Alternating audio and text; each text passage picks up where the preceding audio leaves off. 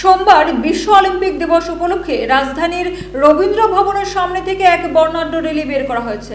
এই র্যালিতে রাজ্যের সমস্ত ক্রীড়া সংস্থার প্রতিনিধি সহ খেলোয়াড়রা অংশগ্রহণ করেন।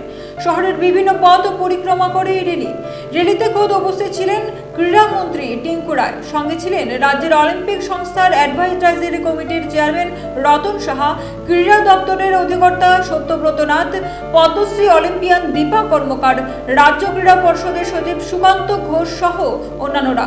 অনুষ্ঠানে বক্তব্য রাখতে গিয়ে মন্ত্রী টিঙ্কু রায় জানান, যতগুলো আমাদের বিভিন্ন ক্রীড়া অ্যাসোসিয়েশন রয়েছে সকলেই এখানে উপস্থিত রয়েছেন এবং আমাদের ত্রিপুরা রাজ্যে যে অলিম্পিক অ্যাসোসিয়েশনের মাননীয় সভানেত্রী তথা পদ্মশ্রী দীপা কর্মকার মহোদয়া উপস্থিত রয়েছেন এবং মাননীয় সচিব উপস্থিত থাকতে পারেননি।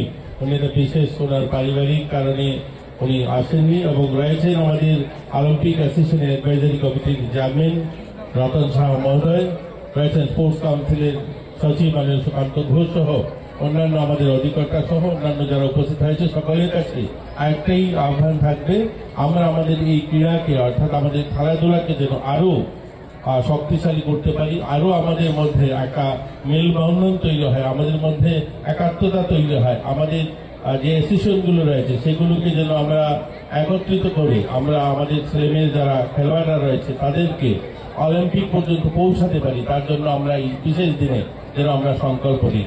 দেখুন, আমরা পুরো বছর আমাদের ছেলেমেয়েরা মাঠে থাকেন, পরিশ্রম করে, তারা প্রয়াস করে যে তাদের জীবনে তারা একটা ভালো জায়গায় যাবে, কিন্তু তার মাধ্যমটা হলো আমাদের এই অ্যাসোসিয়েশনগুলো, অর্থাৎ আমাদের যে ফেডারেশন অ্যাসোসিয়েশনগুলো রয়েছে তাদের মাধ্যমে আমাদের সেই লক্ষ্যে পৌঁছানো।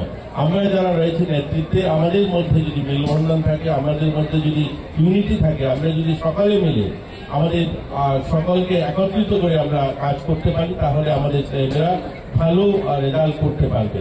আমাদের মঞ্চে রয়েছেন দীপা কর্মকার, আমাদের সামনে অলিম্পিয়াড রয়েছে। আমরা চাই দীপা কর্মকারের মতো আজকে যারা এখানে রাস্তায় এসছে, যারা ছোট ছোট ছেলেমেয়েরা, তাদের মধ্যে থেকেও এই ধরনের আরো অনেক দীপা কর্মকার বেরিয়ে আসবে। আমরা আরো এই ধরনের ভালো খেলোয়াড় দেখবো আগামীতে যখন অলিম্পিক হবে, সেখানে আমরা আরো অনেককে সেই মঞ্চে আমরা দেখতে চাই। এই প্রত্যাশা নিয়ে আজকে শুভ যাত্রা হোক, এই প্রত্যাশা নিয়ে আমাদের আজকের এই র্যালি সফল হোক। সবাইকে আবারও শুভেচ্ছা।